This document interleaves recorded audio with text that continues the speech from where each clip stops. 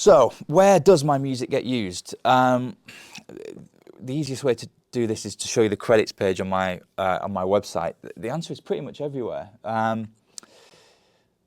you can see Borderlands 3, Big Game, Jimmy Kimmel, huge American chat show, couple more games, Love Island, a Disney show, Panorama, Top Gear, Sky One, Netflix. It's bonkers. It's used everywhere. And the actual truth is I stopped updating this website a while back because my PRS statements are hundreds of pages long. And it'd just be a full-time job to try and find all the usages, find a little image and upload it. It's exhausting. But if there's a big hitter, I'll throw it up.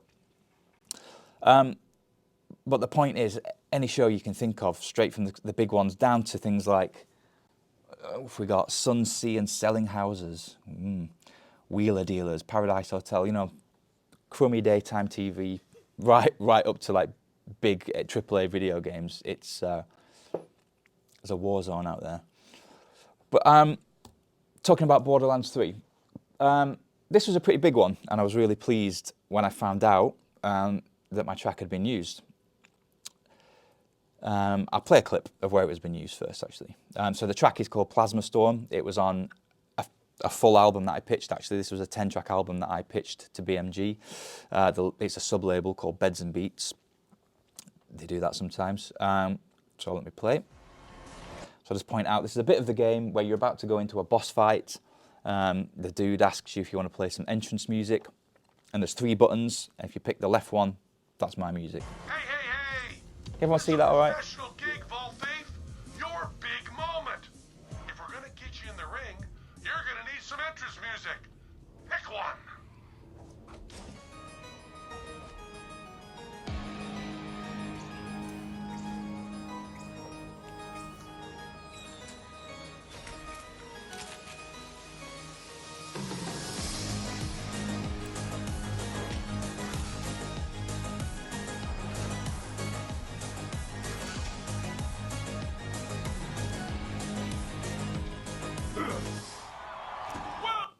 And that's it. I'm not actually sure how long it plays if you don't go into the boss fight. I've never figured that out. But that was a really cool usage. And that, I sort of discovered that kind of sort of synth-wavy, 80s tinge kind of EDM sound really lends itself to video games, which wasn't the plan. To the point that another game, Saints Row Reboot, I think it was called unofficially, used 4 of my tracks from an album called Neon Wave, which again, another one that I pitched, which is that sort of more synthwave kind of sound. Yes, that is a cat. This is a good example, actually, of how I found out about this being used. I had no idea, I wasn't told. Somebody emailed me saying, what was it called? Night Driver. Is Night Driver your tune? I was like, the fuck are you? Like, yes. What's going on? He said, oh, your track's been used in Saints Row. I was like, okay. So then, I didn't own a PlayStation or an Xbox, so I'm not going to buy the game and have a look. So luckily, YouTube exists, and there are these absolute crackheads who post up albums of videos of cats. It's bonkers, this. But it's a cool usage again. Don't know what is going on. But what was really cool about this is that it's used similar to sort of GTA. All my tracks were used in like an in-game radio station. So you're just cruising around and all of a sudden one of my tunes will appear. Awesome. Now sadly, I think the game was pretty much universally panned. Let's just pause that. And some of these comments made me laugh. Does not save it, sadly. The only bearable thing in the game, I quite like that one. At least they did one thing right, there's another one. And then, this is like the turd on top of a shit sandwich. I thought it couldn't get any worse. So yeah, thank you Hayden Landry for that one. But screw them, I'm proud of it. So that's cool. And then once again, video game wise, Roblox, another one where I found out sort of incidentally. A lot of my music gets released on Spotify. I noticed that the Spotify play count was higher for this track, Time Runner. So I was like, okay, what's going on there? There must be something going on. So I did a bit of a vanity search, just used my name and time when I Googled it. And after a little while, I sort of realised that people had been posting up Roblox clips with my track as like a speed run. So again, it's that kind of synthwave. Can everyone hear that? It's a bit weird, but cool. Some vocals in there. Is there? Yeah.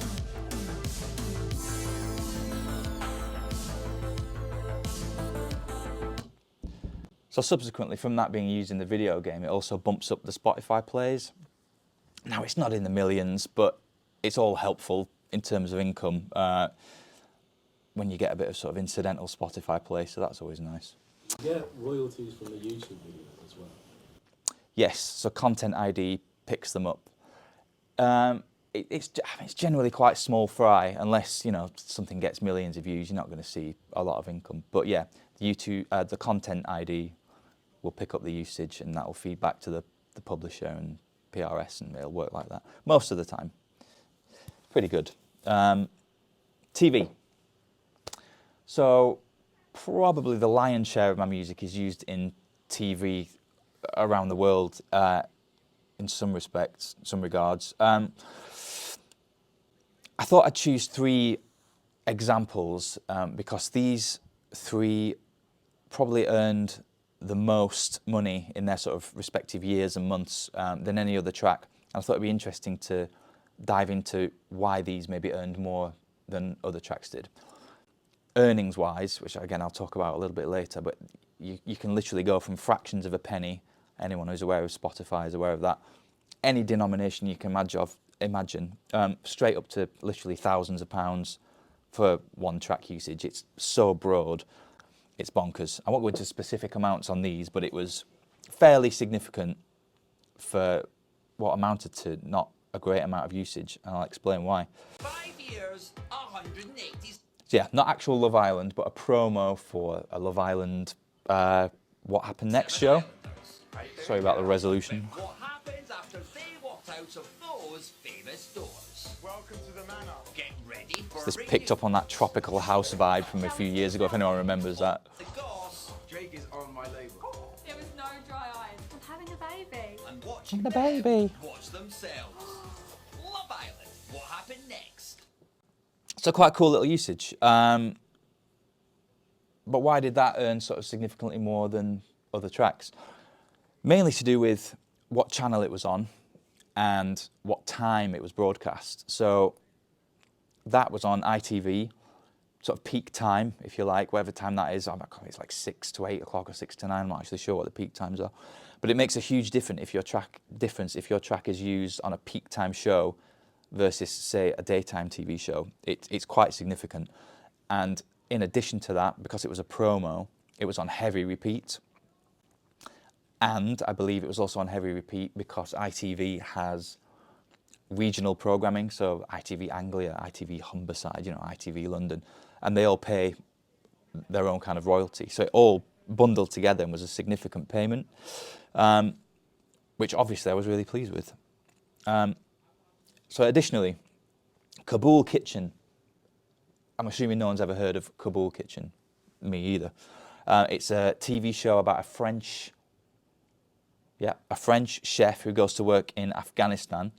And this show used a track of mine from an album, it wasn't a full album, a few tracks on an album for Universal called The Club Sessions. These were vocal tracks. And I think this one did so well because of how prominent it is within the show. It's what's known as a diegetic usage, so it's music that is within the world, which I think helped. And I'll skip to the point where I think it's sort of significant.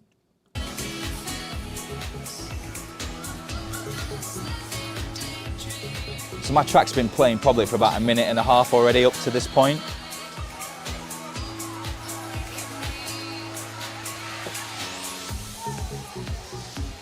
I mean, there's no way they were dancing to my tune on set, but there you go.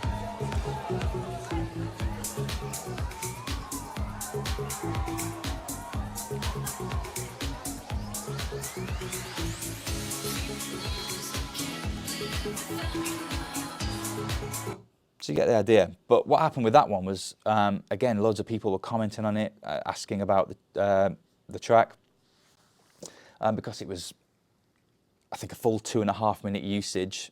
That earned quite well because more time, more money. Again, heavily rotated in France, heavily repeated, and all of a sudden it just ends up collating a bunch of royalties, which was wonderful. And again, it had the Spotify effect. People liked the song, they liked the vocal, and they were just searching for it off their own back to try and find out what it was. Maybe assumed it was a commercial track, possibly, so tried to download it. Not always possible. But cool, great usage. Top Gear. So we used that as a bit of an example earlier on. But I was really happy with this usage because the track was called Black Hole. It was on Universal on an album. I did 3 on this, I think, called Bass, Beats and Guitars, and it was never intended to be a pulsing background track. The main track actually has a lot more elements, but I think what happened is that they, I'll show you actually just quickly as an example. Each track has different versions.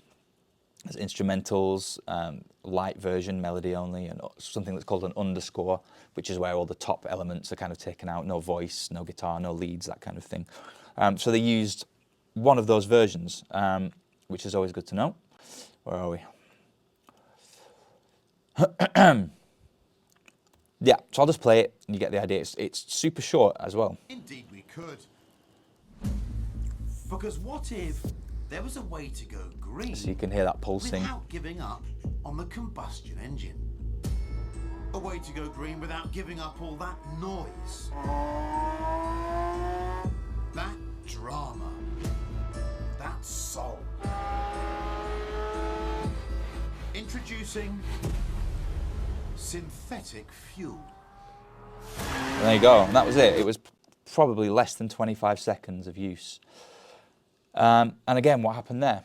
Well, it's Top Gear. It's a huge BBC show, at least it was. I think it's just been binned, but sold all over the world. You know, it's shown everywhere. Heavy repeat, prime time. iPlayer, you get royalties from the repeats on that, of course, as well. It just got hammered, and so 25 seconds of music again earned a pretty significant amount. Happy days.